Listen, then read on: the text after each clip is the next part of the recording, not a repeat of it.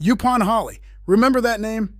One plant growing wild across the eastern United States right now, roadsides, fence lines, maybe your neighbor's own backyard, and it is the only caffeinated plant native to North American soil. Cherokee communities brewed it for centuries. Colonial botanists documented it in 1743.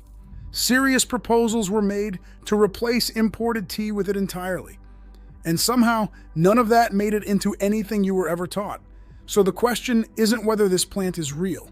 The question is why you've never heard its name. Picture the plant. Small, unimpressive, waxy green leaves, a little shiny, the kind of shrub you'd walk past 100 times without stopping. In autumn, it carries clusters of red berries that look almost decorative. It grows in Virginia, Georgia, the Carolinas, Florida, Texas, and everywhere in between. Along highway medians, on the edges of pine forests, pushing through fence lines in old farm country. Nobody tends it. Nobody harvests it. It just grows, has grown, wild, and largely ignored by most Americans for thousands of years. And the Cherokee didn't just know this plant. They built an entire relationship with it. Recorded accounts suggest they called it something that translates roughly as the beloved tree. Not a background weed, not a bush to be cleared away, a beloved tree, and they were not alone. In 1743, a British naturalist named Mark Catesby published one of the most detailed early records of American plant life. Catesby had traveled through the Carolinas and Georgia, sketching and cataloging what he encountered.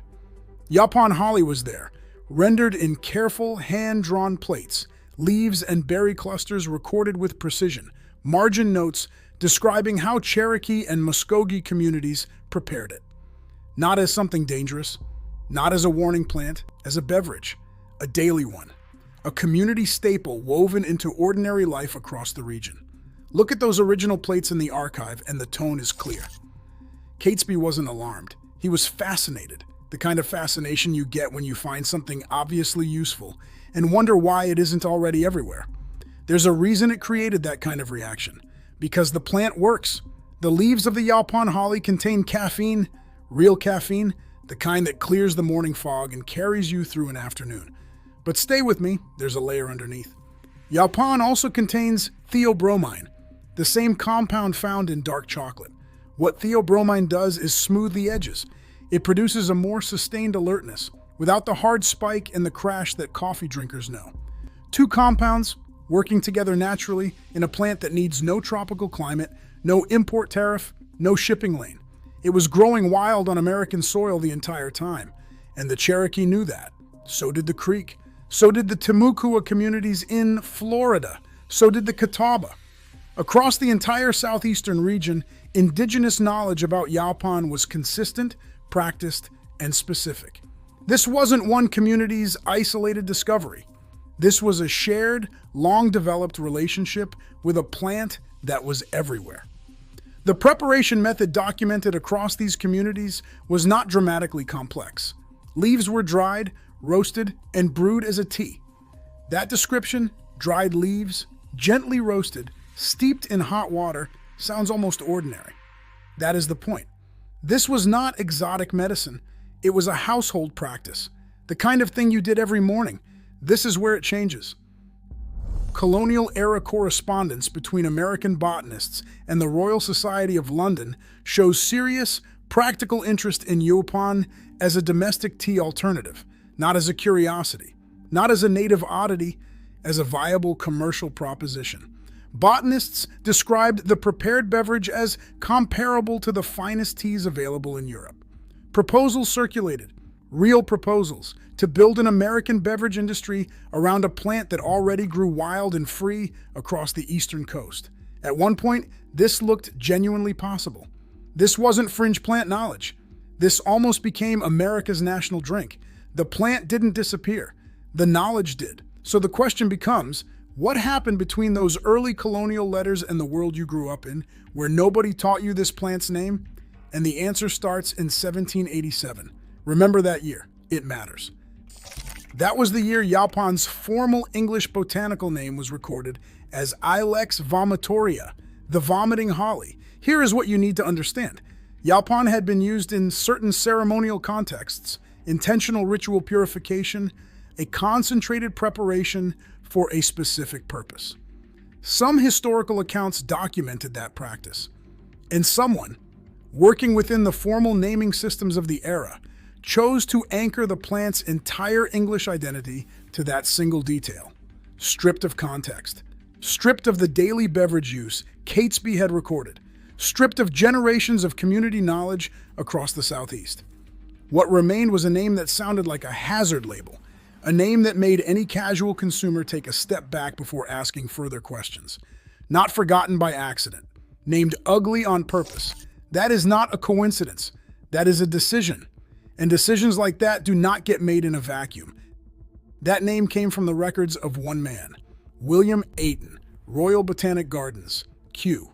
And what Ayton actually wrote, and what his document reveals about who was watching the American plant market in 1787 very carefully, is exactly where this story goes next. William Ayton was not a villain in a simple story. He was a botanist, a careful, credentialed, respected one, the director of Kew Gardens at a time when KW was not merely a garden, but a global sorting mechanism for plant knowledge. What KEW said about a plant shaped what Europe believed about it.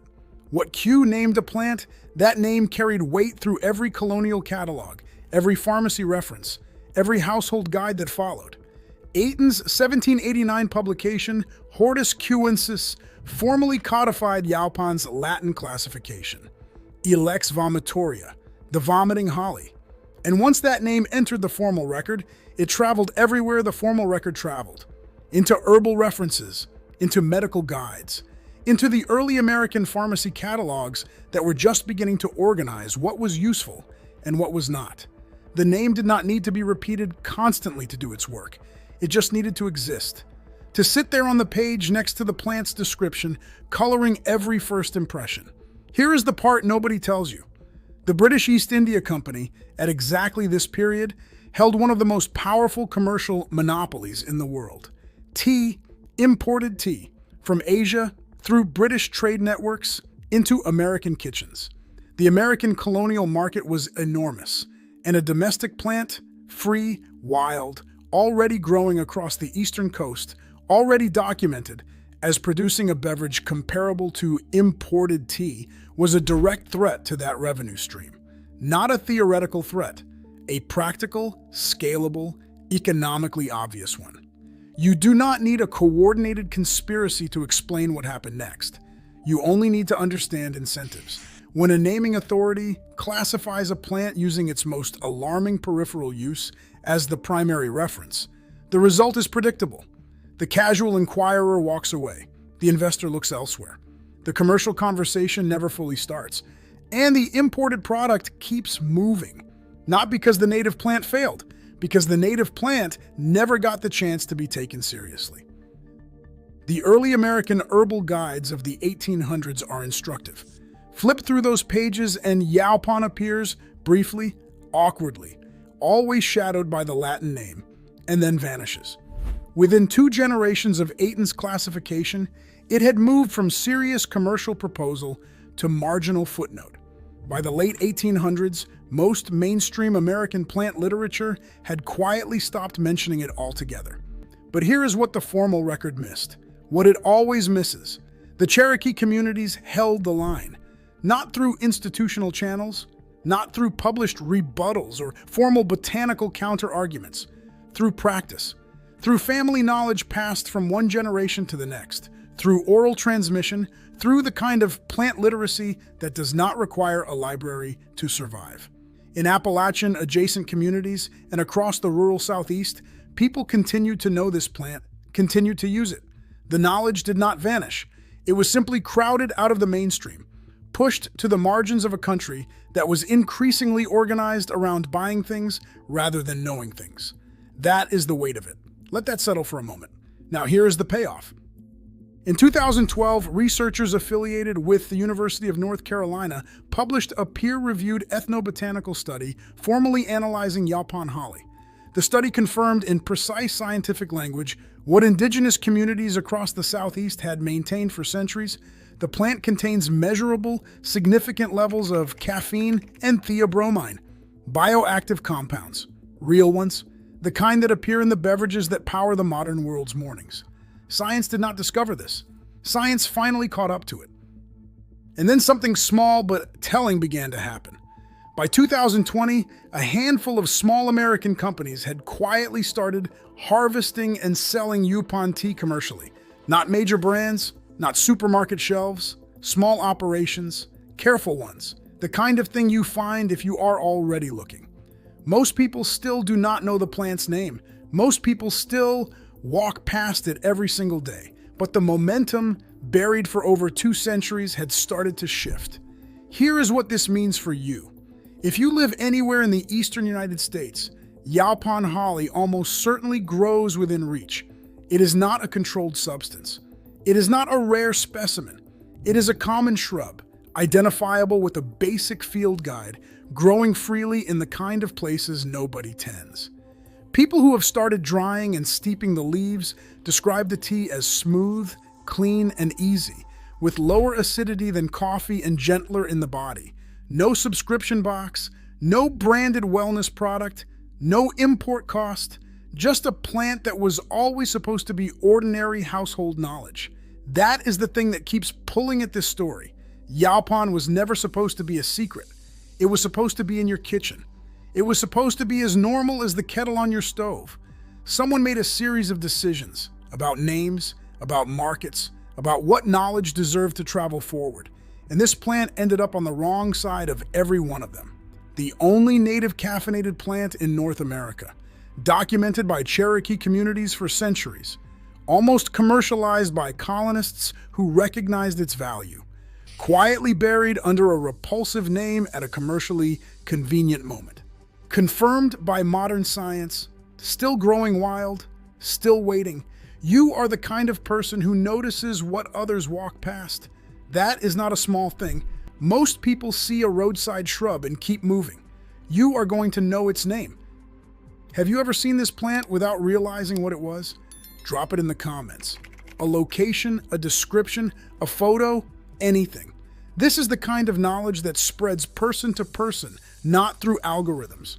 And if this one stayed with you, next time, the Cherokee had another name. It translates roughly as the forgetter's cure. And a 1962 government document reveals exactly why it was quietly reclassified just before it became widely useful.